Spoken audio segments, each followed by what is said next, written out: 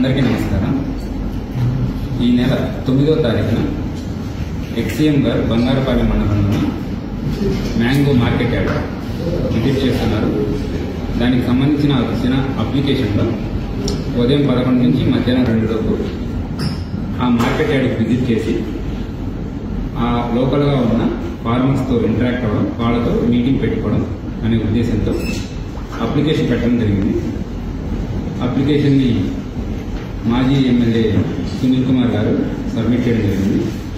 దానిలో మెన్షన్ చేసిన మరొక విషయం, సుమారుగా 10,000 మంది నిరుద్యోగుతారు అని చెప్పారు. సో ఇచ్చిన అప్లికేషన్ యొక్క పర్పస్ మ్యాంగో ఫార్మర్స్తో ఇంటరాక్ట్ అవ్వడం, వాళ్ళతోనే మాట్లాడడానికి, వాళ్ళ కష్ట నష్టాలు తెలుసుకోవడానికి, అలానే ప్రభుత్వం ఏదైనా సరే చేస్తుందా, ఏం చేయట్లేదు అనే ఉద్దేశంతో వాళ్ళని మాట్లాడి వాళ్ళ దగ్గర నుంచి ఫీడ్బ్యాక్ తీసుకోవడానికి వస్తున్నారు.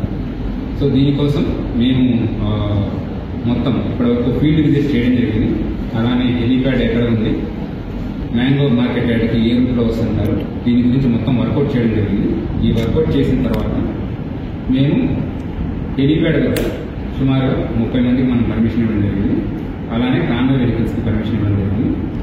మార్కెట్ యార్డ్ దగ్గర రోజు 500 మంది రైతులకు పైగా వాళ్ళ వెహికల్స్లో వస్తుంటారు.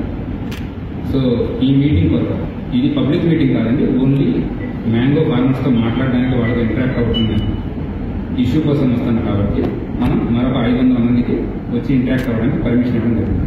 సో మొత్తంగా మనం మార్కెట్ యార్డ్లో 500 మందికి, అలానే హెలీప్యాడ్ వద్ద 30 మందికి పర్మిషన్ ఇస్తాం. అండ్ ఎటువంటి ర్యాలీస్ కానీ అలానే రోడ్ షోస్ కానీ జరగకూడదని క్లియర్గా చెప్పడం జరిగింది. ఇది వరకు జరిగిన ఇన్సిడెంట్స్ చూసుకున్నట్లయితే 3 చోట్ల. మొదటిది మన సత్యసాయి జిల్లాలో రాప్తాడ్ నియోజకవర్గంలో ఒక ప్రోగ్రాం జరిగింది. అక్కడ పోలీసులు ఎక్స్క్లూజివ్గా చెప్పి స్ట్రాంగ్ బ్యారికేడ్ పెట్టించుకోమని, అలానే చాలా తక్కువ మంది రావాలి అని చెప్పేసి ఇన్స్ట్రక్షన్స్ పాస్ చేసినా కూడా ఎక్కువ సంఖ్యలో రావడం, అలానే హెలీప్యాడ్ లోపలికి ఎక్కువ మంది వచ్చేసేసి ఈవెన్ చాపర్ కూడా డ్యామేజ్ అవ్వడం జరిగింది. సో ఇది మొత్తం ప్లానే, అంటే విఐపి యొక్క సెక్యూరిటీని కూడా ప్రాబ్లం క్రియేట్ చేస్తుంది. అలానే ఇండివిజువల్ సెక్యూరిటీ, సో ఎవరైతే సివిలియన్స్ ఉన్నారో వాళ్ళకు కూడా సెక్యూరిటీ ప్రాబ్లం వస్తుంది. ఇది మొదటి ఇష్యూ. సో రెండవ ఇన్సిడెన్స్ పొదిలి ప్రకాశం జిల్లాలో కూడా జరిగింది. అక్కడ టుబాకో రైతుల్ని మాట్లాడడానికి, వాళ్ళతో ఇంటరాక్ట్ అవ్వడానికి వెళ్ళేటప్పుడు అక్కడ కూడా సుమారుగా లోపల టుబాకో బోర్డులోకి 25 మందిని పర్మిషన్ ఇస్తే మోర్ దాన్ 1000 మెంబర్స్ లోపలికి వెళ్ళారు.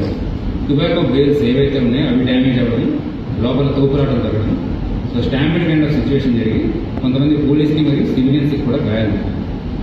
మూడవ ఇన్సిడెంట్ పల్నాడు జిల్లాలో జరిగింది, రెంటపాట విలేజ్. ఈ రెంటపాట విలేజ్కి వెళ్ళేటప్పుడు కూడా విలేజ్ చాలా చిన్నది, రోడ్లు చాలా చిన్నవిగా ఉంటాయి. ఒక 100 మంది మాత్రమే రావచ్చు. ఈ కాన్వే కాకుండా మరొక 3 వాహనాలు రావచ్చు అని పోలీసు వాళ్ళకి ముందుగానే విజ్ఞప్తి చేయడం జరిగింది.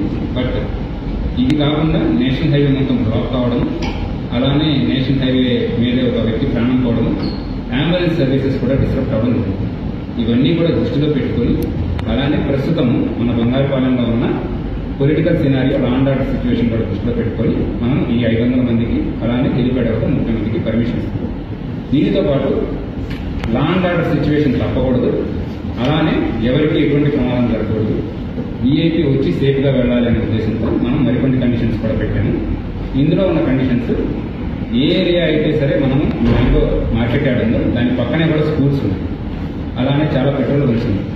సో స్కూల్స్ అవన్నీ కూడా టైం లేట్ అయితే డిస్ట్రప్షన్ అవుతుంది, పిల్లలకి ఇబ్బంది అవుతుంది, ఇన్కన్వీనియన్స్ అవుతుందనే ఉద్దేశంతో మనము వాళ్ళకి స్ట్రిక్ట్గా టైమింగ్స్ ఫాలో అవ్వమని చెప్పడం జరిగింది.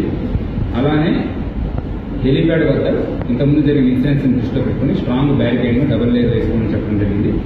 ఏరియాలో ఎటువంటి ఇష్యూస్ జరగకుండా సీసీటీవీ కెమెరాస్ వాళ్ళని పెట్టించమన్నాను. అలానే హెలీప్యాడ్ వద్ద 30 మందికి మాత్రం పర్మిషన్ ఇవ్వడం జరిగింది. మ్యాంగో ఫార్మర్స్తో వాళ్ళు ఇంటరాక్ట్ అవ్వడానికి 500 మందికి, ఎటువంటి పబ్లిక్ మొబిలైజేషన్ జరగకూడదు. అలానే ఇంపార్టెంట్ జంక్షన్స్ వద్ద ఎటువంటి ట్రాఫిక్ జామ్స్ దయచేసి క్రియేట్ చేయవద్దు, మొబిలైజేషన్ చేయవద్దు అని ఎక్స్క్లూజివ్గా చెప్తున్నాను. దీనికి సంబంధించి నోటీసెస్ కూడా ఇవ్వడం జరుగుతుంది. ఇదంతా కూడా మనము కండిషన్స్లో మెన్షన్ చేసి మనం కండిషనల్లో ఉన్న పర్మిషన్స్ ఇస్తున్నాము. సో ప్రీవియస్ ఇన్సిడెంట్స్ ఇవన్నీ దృష్టిలో పెట్టుకొని మేము చేసే విజ్ఞప్తి ఒకటే, ఎవరు కూడా ఎక్కువ సంఖ్యలో మొబిలైజ్ చేయవద్దు. ఇది అతిక్రమించి ఎవరైనా మొబిలైజ్ చేసినా, అలానే పబ్లిక్ ఇన్కన్వీనియన్స్ జరిగినా, ఎటువంటి లా అండ్ ఆర్డర్ ఇన్సిడెంట్స్ వచ్చినా ఖచ్చితంగా చట్టపరంగా చర్యలు తీసుకోవడం జరుగుతుంది.